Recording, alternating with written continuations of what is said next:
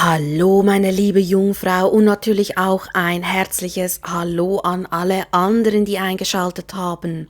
Liebe Jungfrau, wir schauen uns heute deine Energien an. Was steht für dich bereit? Was ist wichtig für dich zu wissen? Was möchte sich dir vielleicht auch zeigen? Liebe Jungfrau, denk daran, das ist eine allgemeine Legung, das heißt, nicht jede Botschaft wird wahrscheinlich für dich sein. Ist auch völlig in Ordnung. Nimm nur das an, was zu dir gehört und biege nichts zurecht. Ja, meine liebe Jungfrau, dann würde ich sagen, starten wir doch. Liebe Jungfrau, was ist zurzeit wichtig für dich zu wissen? Wo darfst du hinschauen? Liebe Jungfrau, was ist wichtig für dich? Huch, hier ist auch ein Stopp. Haben wir schon zweimal das Stopp? Wir haben, liebe Jungfrau, vertraue deinem Verständnis und der krönende Abschluss deiner Vision. Ich nehme hier wahr, dass etwas Form annimmt. Es kann sein ein Gedanke, ein Traum oder vielleicht zeigt sich auch erst ein Traum. Aber etwas kommt wie zu einem Ende oder eine Suche wird beendet, weil eine Antwort gefunden wird. Also es scheint so, als würde etwas jetzt Form annehmen. Oder eine Vision oder eine Sehnsucht wird klarer. Eine Sehnsucht wird deutlicher. Sehr spannend, kann Vorbote sein, dass dir etwas gelingt. Auch vor allem in diesem Jahr, weil etwas wie jetzt klarer wird für dich. Oder vielleicht hast du auch deine Berufung gesucht und jetzt zeigt sie sich dir, deine Berufung oder ein Teil davon. Hier nehme ich auch ganz stark bei, vertraue deinem Verständnis, dass du dir ein bisschen mehr zutrauen darfst. Also hier geht es wirklich auch um das Thema Entfaltung, nehme ich hier ganz stark wahr, um das Thema vielleicht in deine Größe kommen. Ja, vor allem Entfaltung. Wirklich dich mehr entfalten und dass du wirklich deinen Fähigkeiten, deinen Talenten ein bisschen mehr vertrauen darfst. Weil ich sehe, dass jemand ein riesiges Talent hat, aber da sehr kritisch ist zu sich und zu anderen vielleicht auch noch und das Talent gar nicht so wahrnimmt. Und dabei ist hier ein riesiges Talent vorhanden. Also hier vertraue wirklich deinen Fähigkeiten mehr. Auch wenn du das Thema Beziehungen hast, nehme ich wahr, dass du wirklich mehr auch deinem inneren Gefühl auch vertrauen darfst. Also hier wirklich, Jungfrau haben oft auch das Hellwissen und du darfst mehr auf das vertrauen, dass du plötzlich wie einen Impuls bekommst, also plötzlich einfach etwas weißt, du weißt nicht, warum du das weißt. Vertrau dem mehr. Vielleicht, weil wenn du dem mehr vertraust und diese Begabung auch mehr wahrnimmst, kann sie sich eben auch entfalten. Wenn du die Begabung nicht wahrnimmst oder die immer kleinredest, dann kann sie sich auch nicht entfalten, weil du sie nicht anerkennst, nicht akzeptierst, gar nicht in dein Feld lässt. Einfach, was das ein Thema ist natürlich. Schauen wir mal weiter. Was ist dein Hauptthema? Was begleitet dich ganz stark, liebe Jungfrau? Ja, irgendeine Annahme nehme ich wahr. Annahme und Akzeptanz von etwas. 6 der Münzen und 9 der Stäbe, vielleicht unsicher sein. Oder plötzlich das Gefühl haben, ich bekomme nicht genug. Ich bekomme nicht genug für das, was ich tue. Also wenn du schon länger irgendwo arbeitest, also angestellt bist, kann es sein, dass eventuell plötzlich wie kleine Unzufriedenheit hochkommt. Weil ich sehe das Thema Salär, also Thema Lohn könnte ein Thema werden, dass du das Gefühl hast, das, was ich eigentlich leiste für diese Firma, wird nicht gerecht entlöhnt. Kann ein Thema sein, muss natürlich nicht. Dass ihr wirklich auch um das Thema Gleichgewicht geht. Also das, was ich gebe und das, was ich zurückbekomme. Falls du das Thema Selbstständigkeit hast oder eben Verwirklichung, sehe ich hier auch so ein bisschen eine Angst, dass was nicht zurückkommt, wenn du vielleicht in etwas investierst, sagen wir mal in eine Weiterbildung, dass das wie nicht zurückkommt, dass du Angst hast, dass sich das nicht lohnt. Und hier ein bisschen aufpassen, weil Jungfrauen neigen manchmal dazu, dass sie zu akribisch Dinge zerdenken, obwohl sie eigentlich wissen, was gut für sie ist und was nicht. Falls du das Thema Liebe hast, könnte es hier um das Thema Geben und Nehmen gehen und dass jemand ein bisschen verschlossen ist, dass hier eine Art Blockade ist beim Herzchakra. Und da darf man wirklich ein bisschen am Herzchakra arbeiten. Entweder du oder dein Gegenüber. Schauen wir mal, 9 der Stäbe.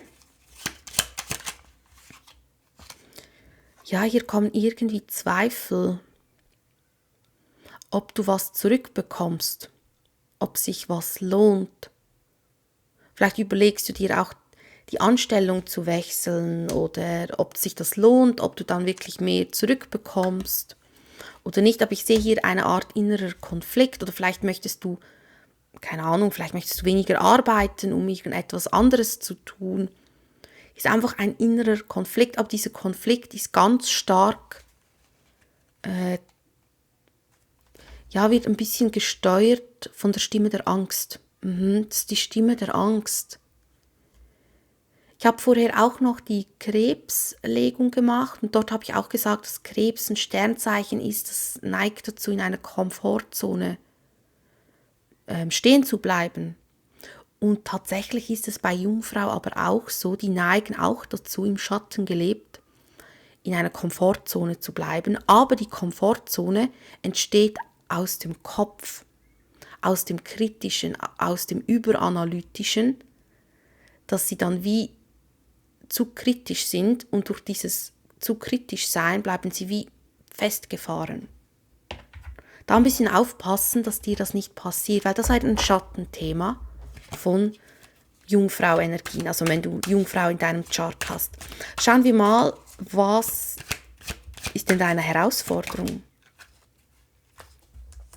Deine Herausforderung, Ass der Münzen.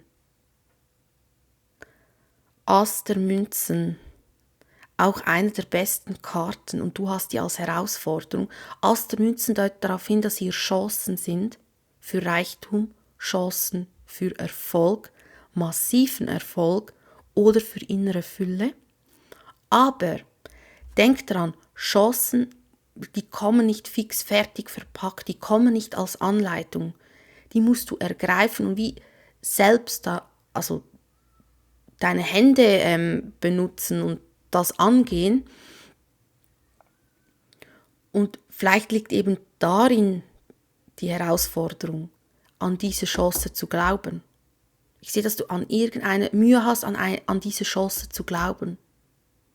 Vielleicht eben, dass du, vor allem wenn du auch das Thema, oder wenn dich das Thema vielleicht Selbstständigkeit, nebenberuflich etwas anderes noch machen, verfolgt oder immer wieder kommt, kann das ein Zeichen sein, dass du eigentlich fühlst, dass darin eine wertvolle Chance ist, aber dass du wie nicht, dass du einfach Angst hast, sagen wir es so, du hast Angst zu scheitern und darum möchtest du es gar nicht erst probieren.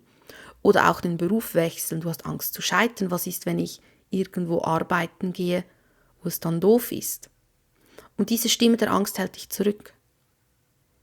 Und ich sehe einfach, dass hier eine riesige Chance kommt, die aber eben nicht fixfertig vor deine Füße gelegt wird. Du musst selbst daran arbeiten, dass sich diese Chance auch entfalten kann. Falls du das Thema Liebe hast, geht es wirklich um das Thema Vertrauen, dass du auch mehr in der Balance bist, wenn du Menschen kennenlernst. Das heißt, wenn du merkst, dass du sehr viel gibst und nichts zurückbekommst, dass du solche Menschen gar nicht in dein Energiefeld lässt. Auch umgekehrt, wenn du nur nimmst und nicht gibst, ist auch ein Ungleichgewicht. Also hier ein bisschen mehr Gleichgewicht wahren. Schauen wir mal, Es kann auch sein, dass das dein Gegenüber ist und dein Gegenüber sieht das nicht als Chance. Ass der Münzen, Jungfrau.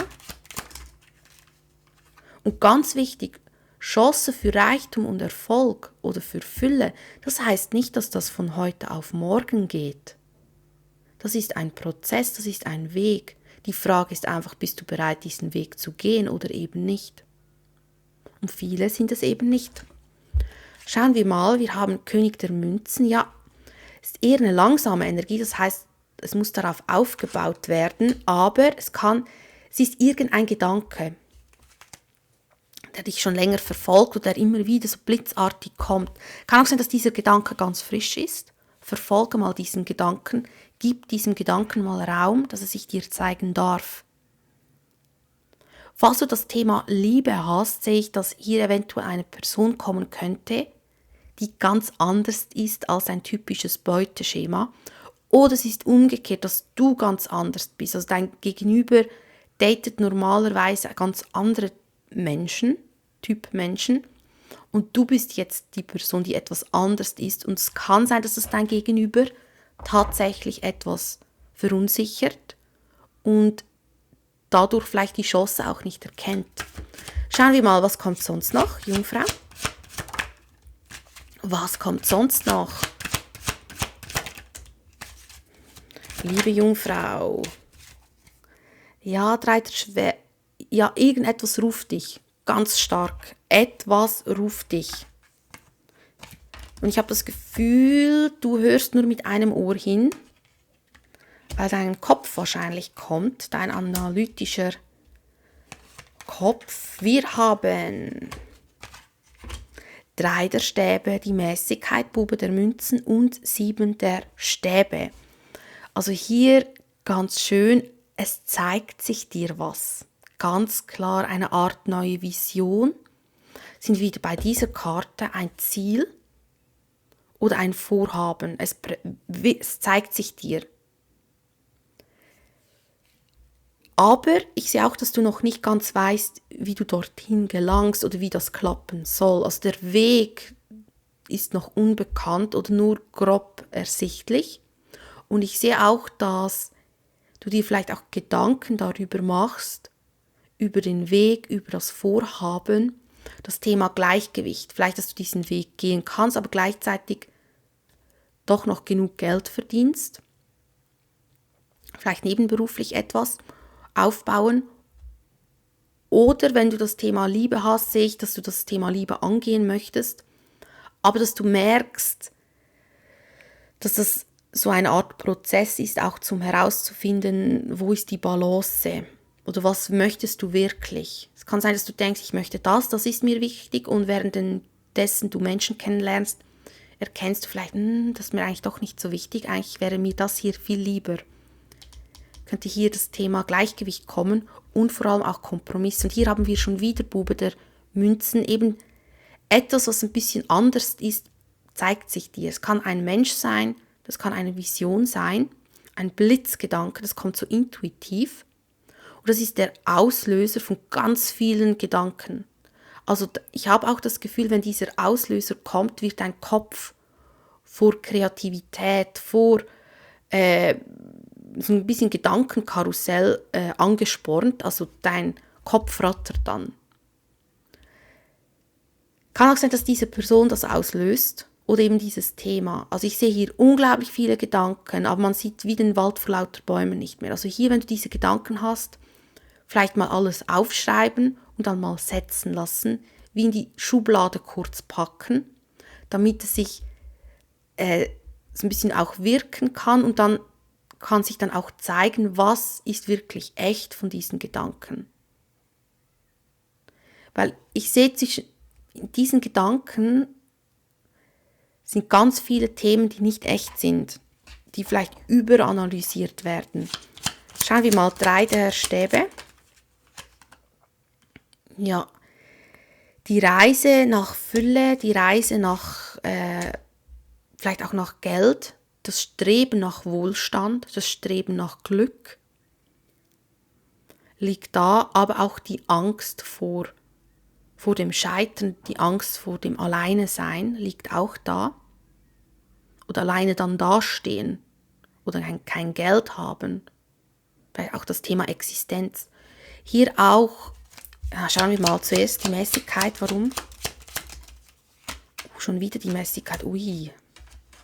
Ja, du fühlst auch vielleicht einen Konflikt zwischen Kopf und Herz und versuchst das ein bisschen in Balance zu kriegen.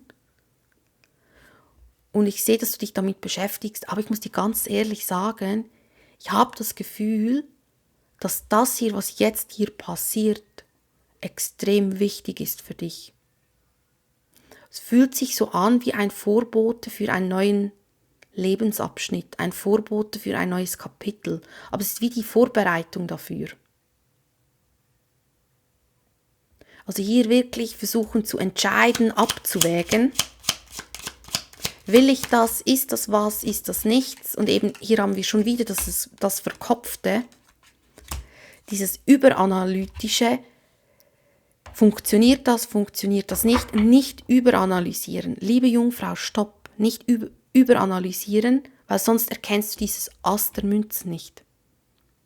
Erkennst du in all diesen Gedanken das Ass der Münzen nicht und das Ass der Münzen bringt dir eben den Erfolg eigentlich dort, wo es dich hinzieht. Erfolg in der Liebe, Partnerschaft oder auch beruflich.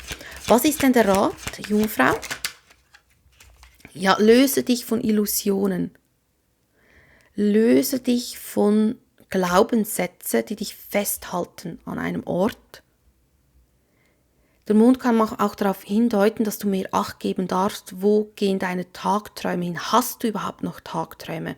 Wenn du jetzt sagst, du hast keine Tagträume, versuch mal wieder Tag zu träumen, weil ich sage immer, Tagträume kann ein Fluchtort sein, um vor dem Leben zu fliehen.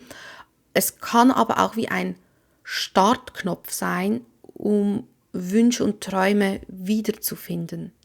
Nimm es als Startknopf. Also wenn du merkst, du hast keine Tagträume mehr, fang wieder damit an, bis es so ein bisschen läuft und dann erkenne deine Träume und deine Bedürfnisse.